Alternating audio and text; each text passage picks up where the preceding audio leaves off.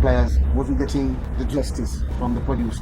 He was just singing on some type of rhythms, some mediocre rhythm. So the money now to make all my family happy and joyful and thing, we never really get it from the record company, even though we sell all of the record. What happens when two struggling solo artists create magic together, only to discover they've signed away their fortune to greedy record executives? And them notice that they'll take every dollar. They left you with nothing. And if them can take your publishing, them take everything, them take it. How does a song about abortion become one of the most beloved wedding anthems of all time? The story of Chaka Demus and Pliers isn't just about musical success. It's about betrayal, exploitation, and how the music industry's dark side can destroy even the most talented artists. In 1992, a Jamaican duo released a song that would change dancehall forever.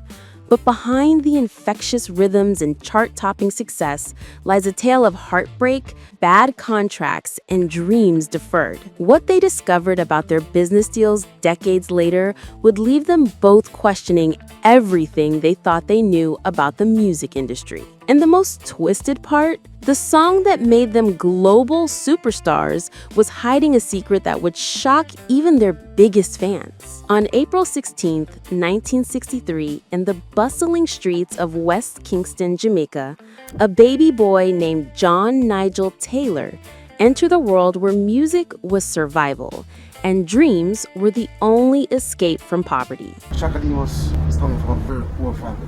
My mother used to have to go to the market and sell shoes. Sometimes she don't sell any shoes. Come on back, we want many things to eat. Not at all to eat, not to drink. His neighborhood wasn't just rough. It was a breeding ground for future reggae legends, where sound systems battled on every corner and young men fought with microphones instead of guns. Little John was drawn to the rhythms like a moth to flame. I listen to music, and sometimes we get a little one work, we go do a little work, I have a little youth, I have a 15-year-old, you know? By his teenage years, he was haunting Kingston's dance halls, absorbing the energy of legendary DJs and toasters who would shape his destiny. And I remember when I go in at the dance, barefoot as a little youth, and then I watch the sound string up and everything, and when the man them say, all right, go to the gate and pay musical rate, I ask the promoter if we can pick up some buckle when the dance done, just to stay the entry fee, yeah man. And so I'm saying, go on, just change. And remember ranking to a DJ tonight, I'm watch ranking to a DJ, the man DJ, and about 12 o'clock at night, Nicodemus walk in. Prince Jammy, one of Jamaica's most respected producers, recognized something special in the young man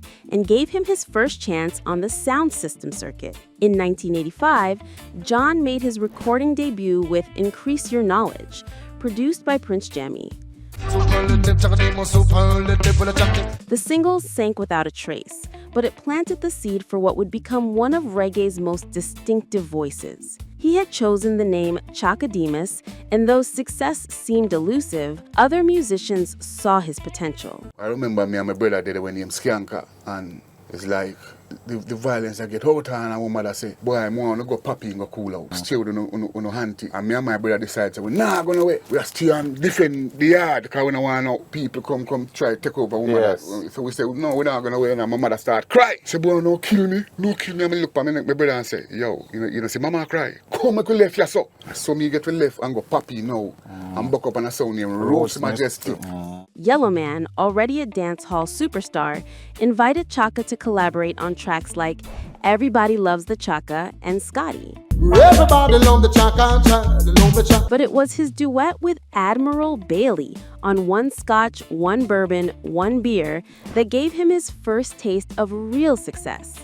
The streets of Kingston were finally paying attention. One Scotch, one bourbon, one beer. Meanwhile, just a few miles away, another musical story was unfolding. On April 4th, 1963, 17 days before Chaka's birth, Everton Bonner was born into the same harsh Kingston reality. I grew up with my mother and father in the country, St. Andrew, with 3 sisters and 8 brothers in the same family, you know. Mother and father always teach us to like share and live good with each other. teach us not to fight. So we was poor. We never really born in a rich family with no comes in rich things, and a whole heap of luxury. But we grow with discipline and manners towards people and respect for people. But where Chaka would find his voice through toasting, Everton's gift was melody, a smooth, soulful voice that could make even the hardest hearts melt. And there is something in the business that get them hypnotized. Initially performing under the name Blues Melody, Everton was making waves in the local reggae scene, working with legendary producers like Cox Sandad and Winston Riley. Bias them bias, yo. Bias them bias. And a girl's full of cars that. But success as a solo artist remained just out of reach. His breakthrough came through an unexpected nickname. During a studio session, a DJ noticed the similarity between Everton's style and that of fellow singer Pinchers. I do something for Skype as a sonic sound, dynamic sound, and dignitary stylish thing that was in Justin me come. He was in the studio. And he said, "Bro, what a man sound like Pinchers, man." And then time them kind of copy Pinchers style for the people that ask who that me can't get a break. I have to use the copy. Try should be the self. Pliers him for name. Scorpio say, "Yes, man." Because you don't know him still already. Think that when him do that now, you know, say, you must sell a record. People, it will happen. I said, wait, how would that sound like Pinchers and Pliers? It will bring a vibe. It will bring her something. Me never like it, come here and say, yo, no, me no want that. Come here, go under my name, Everton Banner. You sound like Pinchers, the DJ said excitedly. So shouldn't you be called Pliers? Everton wasn't thrilled with the name change, especially since it happened behind his back. But Pliers stuck, and it would soon become one of the most recognizable names in reggae. So me no want that thing that a Pinchers think, that Pliers think, that like Pinchers think. Why me I do this is just to get a break. Me not really, and it, them, so it end up stick. Pliers had early hits like Snake in the Grass and Bam Bam, a hip-hop reworking of Toots and the Maids Hall's tune. But like Chaka, he couldn't break through to the level of success he craved. Both men were established in Jamaica's music scene, but they remained hungry for something bigger. The universe has a way of bringing destined collaborators together. And for Chaka Demus and Pliers, that moment came in Miami during the early 1990s. Both artists were performing at the same show, watching each other from the wings. Chaka was immediately struck by Pliers' voice. Well, Chaka Demus and Pliers are with me together still. It's like, you know, I used to listen to Pliers a lot. I used to buy him record him and play on my record. The man has a sweet melody voice, he would later recall. Anytime I listened to him and listened to myself, I knew I could mesh with him. It was musical chemistry at first. I know Pliers are good singer, you understand? So I said to myself, one day my friend called me from Miami and he said to me that he want to have a show with me. I said, you know, I have a good friend of mine by the name of Pliers. I want you to keep the show with both of us. In 1991, they decided to test their instincts. Their first collaboration was Gall Wine, produced by Ozzy Hibbard. I was like thinking and after that we went into the studio and did a song by the name of Gall Wine and went to #1 for 13 weeks in London. The response was immediate and electric. This wasn't just another reggae collaboration. This was the birth of something revolutionary. The combination of Chaka's rough, commanding toasting style and Pliers' smooth, melodic vocals created a sound that had never been heard before. Just put the music, we meet each other and we come together and put the music together and it just works. They weren't just singing over rhythms, they were creating conversations, with each artist playing off the other's strengths in a way that made their individual talents shine brighter. Working with a string of respected producers, including Ranking Joe, Joss Crew, Prince Jammy, and Mafia and Fluxy, they released their debut album, Gall Wine, in 1992. The local Jamaican success was undeniable, but the real explosion was still to come. In 1992, Chaka Demus and Pliers entered Sonic Sound Studio to work with the legendary production duo Sly and Robbie. What happened next would change the course of both their lives forever. The song they were about to create had actually been brewing for years. Back in 1987, Pliers had written a deeply personal track about a girl named Maxine, a woman who claimed to be pregnant with him when he was just 19 years old. For 9 months, he waited. For 10 months, he waited. The child never came, and the painful realization that he'd been deceived inspired him to write about the experience. The title came from his favorite TV show, Murder, She Wrote, the detective series starring Angela Lansbury. But the song wasn't about detective work. It was about abortion, betrayal, and the complex emotions surrounding an unwanted pregnancy. Chaka had recorded his own version about a different woman with a pretty face and bad character, produced by Bobby Digital in 1989. When Sly and Robbie suggested combining the two songs, magic happened. Instead of going into a traditional recording booth, Chaka and Pliers stood over the mixing board, passing the microphone back and forth. Their vocal interplay was revolutionary, toasting verses followed by melodic hooks, creating a call and response format that would become the template for countless future hits. The production was built on the Bam Bam rhythm, originally from a 1966 Toots in the Maytals song. Sly and Robbie transformed it from analog roots reggae into a digitized dance hall masterpiece, creating one of the most recognizable rhythms in the Caribbean music history. When Murder, She Wrote hit the airwaves in 1992, this little girl, her name is Maxine.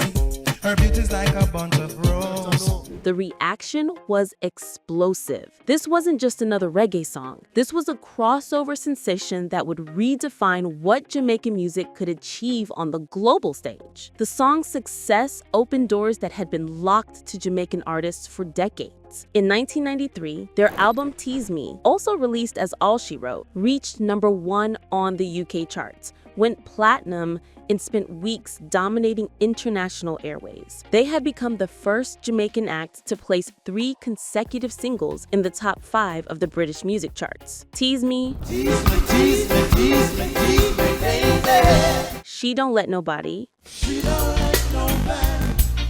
She don't let nobody. which was a cover of Curtis Mayfield's 1981 hit, and Twist and Shout, Just keep on moving, baby. which was a reggae-fied version of the Isley Brothers classic, followed in rapid succession. Each song showcased their unique formula: Chaka's rough, streetwise verses paired with Pliers' sweet, melodic hooks. The duo was conquering more than just charts. They were breaking down cultural barriers, introducing dancehall to mainstream pop audiences, and proving that Jamaican music could achieve the same commercial success as any American or British act. In 2007, they performed Murder, She Wrote alongside Alicia Keys at the American Music Awards, and in 2013, they appeared at the BET Awards show in the reggae segment alongside Dom Penn, Beanie Man, and Elephant Man. They had officially arrived as international superstars. But the duo's cultural impact extended far beyond concert halls and radio stations. Their music began appearing in major Hollywood productions, cementing their place in American pop culture forever. In 2001, Murder, She Wrote was featured on the soundtrack of Save the Last Dance, the Julia Stiles dance movie that became a box office sensation. The song played during a pivotal scene where Sarah, Stiles' character, is learning to navigate hip-hop dance culture in Chicago, introducing Chaka Demus Pliers to an entirely new generation of fans who may never have heard of dancehall. The movie's soundtrack was massive, featuring artists like Casey and JoJo, Pink, and Notorious B.I.G. But Murder, She Wrote stood out as the track that brought authentic Jamaican flavor to the collection. For many young Americans, this was their first real exposure to dancehall music, and it came through a song about heartbreak and betrayal disguised as a party anthem. Meanwhile, Pliers' solo track Bam Bam found new life in 2004 when it was featured on the fictional radio station KJAW West in the massive video game Grand Theft Auto San Andreas.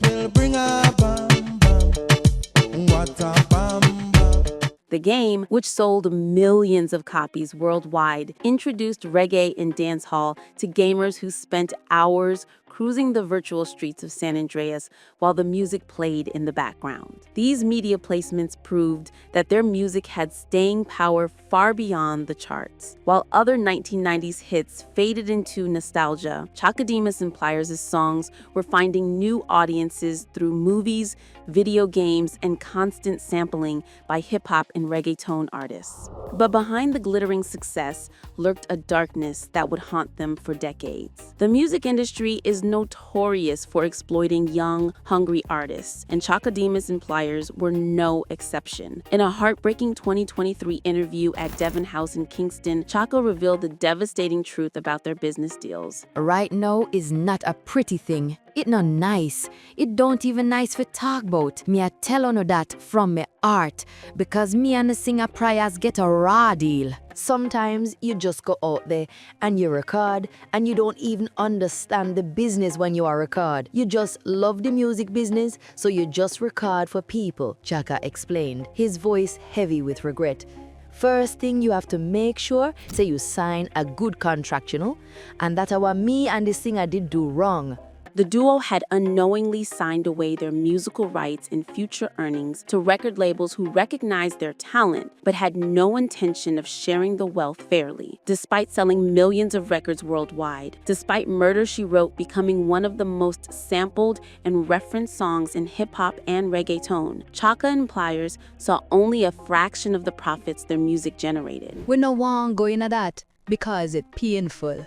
Chaka admitted when pressed for details about the contracts. The pain in his voice was unmistakable. These weren't just business deals gone wrong, they were dreams deferred and talents exploited. The tragedy deepened when they realized how foundational their music had become to other genres. Murder, She Wrote was included on Billboard's 50 Best Song Interpolations of the 21st Century. And like Steely and Cleavy's Fish Market Rhythm, it became the backbone of several Latin and hip-hop superstar career hits. Artists were building fortunes on the foundation they had created, while Chaka and Pliers watched from the sidelines. The duo's influence extended far beyond their own recordings. Their format of pairing rough toasting with melodic hooks inspired countless collaborations, from Shabba Ranks and Maxi Priest's House Call to Shaggy's massive hits with various singers. They had literally created a template that defined 1990s dancehall and influenced the development of reggaeton. But the most heartbreaking irony, Murder, She Wrote, a song about abortion and betrayal. My part, you see,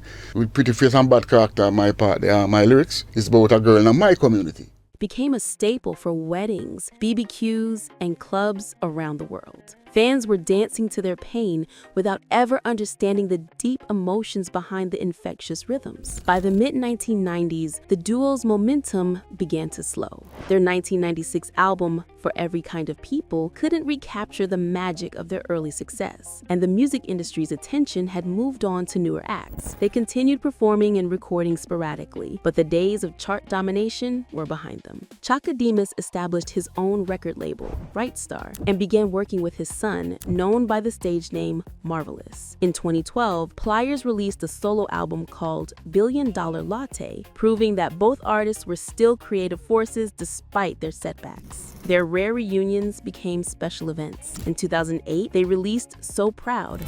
Well, I acted so proud, cause I was in the midst of a crowd. And their performances at festivals like the Detroit Caribbean Festival reminded audiences why they had been so influential. Each appearance was a reminder of what Jamaican music had achieved and what it had lost. Since that late now, Murder, She Wrote becomes one of the biggest tunes ever come out of Jamaica. Today, both Chaka Demus, now 61, and Pliers, now 61, continue to perform, though not with the frequency of their heyday. Chaka Demus recently released a new single, Me Love You, in June 2024, under his Bright Star production label, describing it as a heartfelt ode to romantic devotion, backed by vibrant production and classic lovers rock vibes. While exact net worth figures aren't publicly available, industry estimates suggest both artists have modest financial positions despite their enormous cultural impact. The painful reality of their exploitative contracts means they never achieved the wealth their contributions to music deserved. Pliers comes from a musical family. He's one of the Boner brothers, all of whom are reggae artists, including Richie Spice and Spanner Banner. Music runs in his blood, but the business side of the industry nearly killed his dreams. Their legacy, however, remains unquestioned. Murder, She Wrote was certified gold in the UK in 2022 for surpassing sales of 400,000 units, proving that their music continues to resonate with new generations.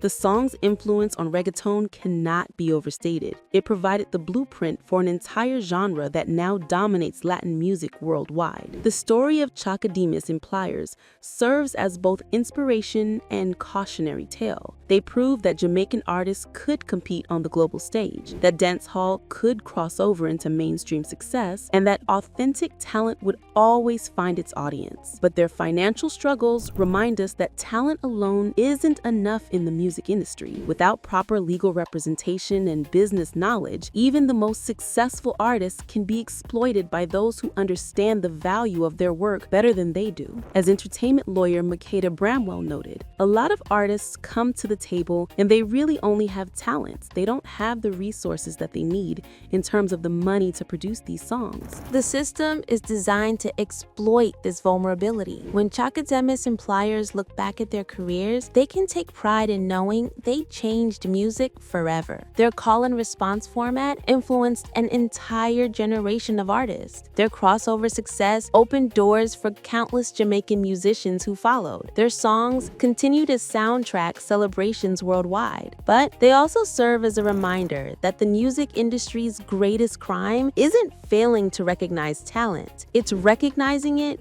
and then stealing it from those who created it. The duo that gave the world Murder, She Wrote may not have received their fair share of the financial rewards, but their musical DNA lives on in every dancehall-influenced hip-hop track, every reggaeton anthem, every movie soundtrack that needs that perfect Caribbean vibe, and every time a DJ passes the microphone to a singer and creates magic. In the end, perhaps that's a different kind of immortality, not the kind that fills bank accounts, but the kind that changes culture forever. From Hollywood soundtracks to video game radios to wedding dance floors around the world, Chaka Demus Pliers proved that great music transcends the pain of its creation and lives on in ways its creators never imagined.